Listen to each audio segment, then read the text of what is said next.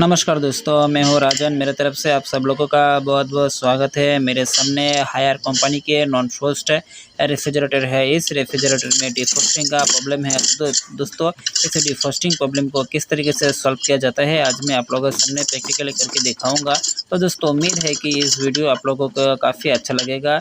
तो दोस्तों, अगर वीडियो को अच्छा लगता है तो आप दोस्तों के साथ इस वीडियो को ज़रूर शेयर करें और चैनल पे नए हैं तो चैनल को सब्सक्राइब करना बिल्कुल ना भूलें। तो दोस्तों, आइए एक-एक करके स्टेप बाय स्टेप इसे जानकारी लेते हैं और किस तरीके से सॉल्व किया जाता है, आज इसके बारे में पूरे प्रक्रिया को जानते हैं। तो दोस्तों, जब भी आपके रेफ्रिजरेटर में डिफ्रॉस्टिंग का प्रॉब्लम आना शुरू हो जाएगा, सबसे पहले जो फ्रिज का सेक्शन होता है या रेफ्रिजरेटर का सेक्शन, उसमें नॉर्मल होता है, जो उसे नॉर्मल कहा जाता है, उसमें ठंड बिल्कुल वैनिश हो जाएगा और साथ में जो ऊपर का हिस्सा होता है फ्रीजर, उसमें नॉर्मल से भी कम या फिर नॉर्मल जैसा आपको ठंड महसूस होना शुरू हो जाएगा। तो दोस्तों, एक-एक करके आपको ये जानना है। तो देखिए, जो पहले ऊपर का टॉप था, मैंने उसे निकल भर रखा है।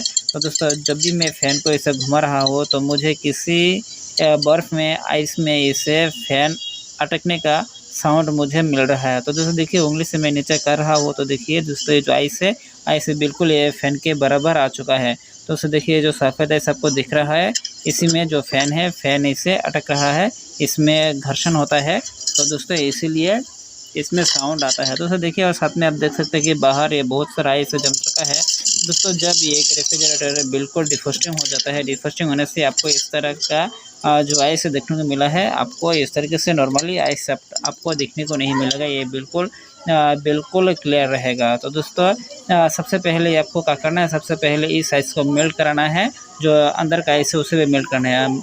आइस मेल्ट कराने के बाद आपको एक-एक करके चेक करना है। तो देखिए, जो बाहर का टब था, मैंने उसे भी आइस मेल्ट कराया। कराने के बाद जो इवेपोरेटर के साइड है, उस पे मैं आ गया हूँ। तो दोस्तों देखिए, ये जो आप येलो कलर का वायर देख सकते हैं, ये फ्यूज़ का लाइन है और नीचे देख सकते हैं हीटर, और ऊपर आप बाईमीटर थर्मोस्टेट को देख पाएँगे और साथ में जो थर्मोस्टेट होता है, फैन की लाइन होता है, सब एक ही साथ होता है। तो देखिए, ये जो एक्यूमुलेटर होता है, एक्यूमुलेटर के नीचे इसमें बाईमीटर थर्मोस्टेट होता है, क्योंकि ये जो आइस है, आइस मैं अभी इसे मेल्ट नहीं करूँगा, क्योंकि मुझे इस रेफ्रिजरेटर को चलाना है और उसे डायरेक्टली जो उसका साइकिल होता है, उस साइकिल को चेक करना है कि हीटर में लाइन जाता है कि नहीं। तो दोस्तों देखिए, वो आइस को मैंने मेल्ट नहीं कराया, डायरेक्टली मैंने फ्रिज को ऑन कर दिया। ऑन करने के बाद ये जो टाइमर होता है, इस टाइमर को मैं आहिस्ता-आहिस्ता करके हीटर पे फेंकूँगा। जो हीटर के पॉइंट है उस पे गिराऊँगा। गिराने के बाद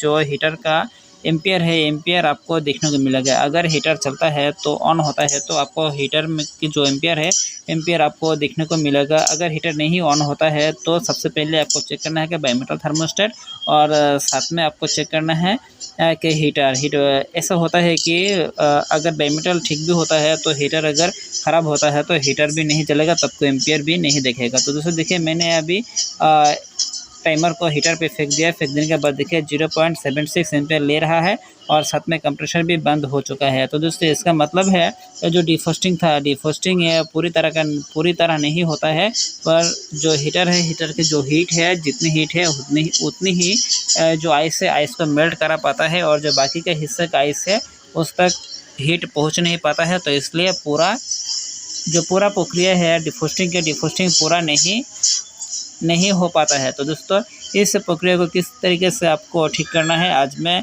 एक-एक करके चेक करूँगा। जब भी आप किसी भी रेफ्रिजरेटर को चेक करोगे डिफ्रॉस्टिंग प्रॉब्लम के लिए, सबसे पहले आपको चेक करना है टाइमर, बाईमीटर थर्मोस्टेट और हीटर।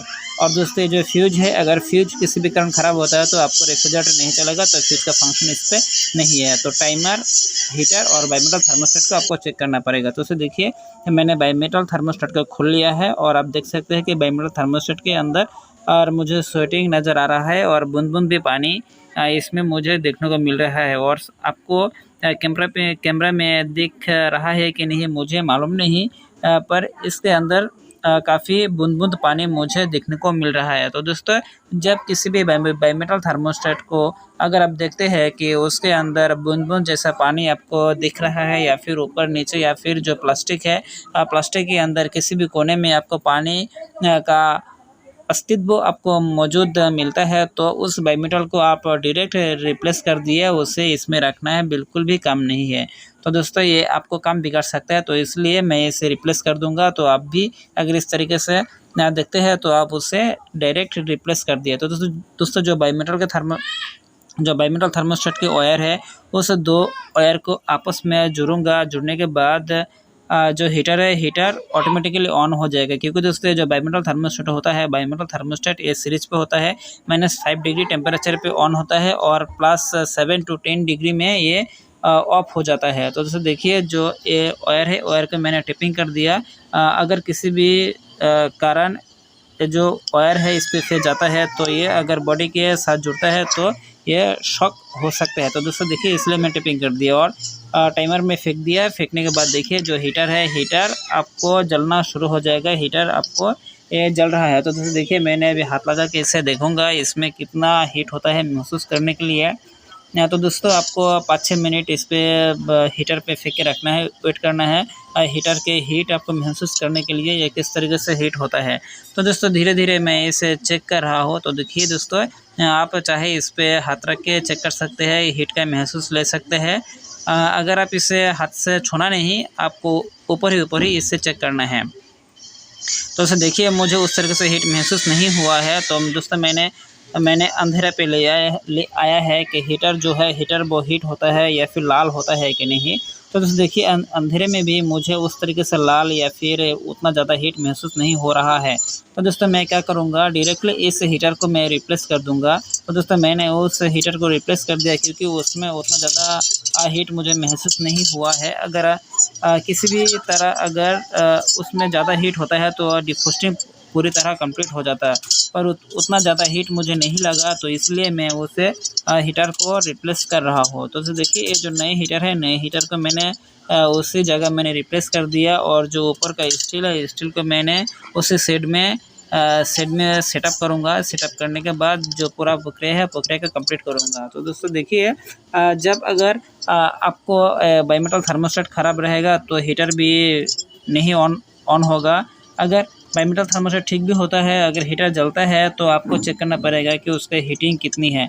अगर हीटिंग ठीक से नहीं हो रहा है तो सबसे पहले आप उस हीटर को रिप्लेस करिए। और दोस्तों देखिए ये बायोमेटल की लाइन है, ये बायोमेटल थर्मोस्टेट है, हीटर है और थर्मोस्टेट की लाइन इस पे है। तो दोस्तों आसानी से आप इसे एक-एक करके आपको सेटिंग करना है, ड्रेसिंग करना है। तो दोस्तों करने के बाद देखिए दोस्तों मैं अभी इस हीटर को ऑन करूँगा। हीटर पे है, हीटर में से कंप्रेसर में लाइन दूँगा। तो दोस्तों देखिए ये जो कंप्रेसर है, कंप्रेसर चलना शुरू हो गया। तो दोस्तों ये बिल्कुल ये प्रक्रिया कंप्लीट हो चुका है। तो दोस्तों ये वीडियो आप लोगों के पास कैसा लगा, आप मुझे नीचे कमेंट करके बता सकते हैं। अगर कुछ भी सुझाव देना चाहते हैं तो आप मुझे कमेंट करके भी दे सकते हैं। अगर चैनल पे नए हैं तो इस चैनल को ज़रूर सब्सक्राइब करना ना भूलें, और वीडियो को अच्छा लगता है तो आपके सोशल साइट और दोस्तों के साथ इस वीडियो को ज़रूर शेयर करें, ताकि उस भाई इसके बारे में जान सके और उसकी जो नॉलेज है, काम की नॉलेज, एक्सपीरियंस है, वो भी इसके थ्रू वो बढ़ा सके। तो दोस्तों देखिए जो कंप्रेसर है, कंप्रेसर का जो डिस्चार्ज पाइप है, डिस्चार्ज पाइप भी बिल्कुल हीट होना शुरू कर दिया, और जो इसका प्रक्रिया है, जो ठंड है, वो होना शुरू कर दिया। एम्पियर भी आप देख सकते हैं 1.20 एम्पियर। तो दोस्तों आज के लिए इतना ही, नमस्कार।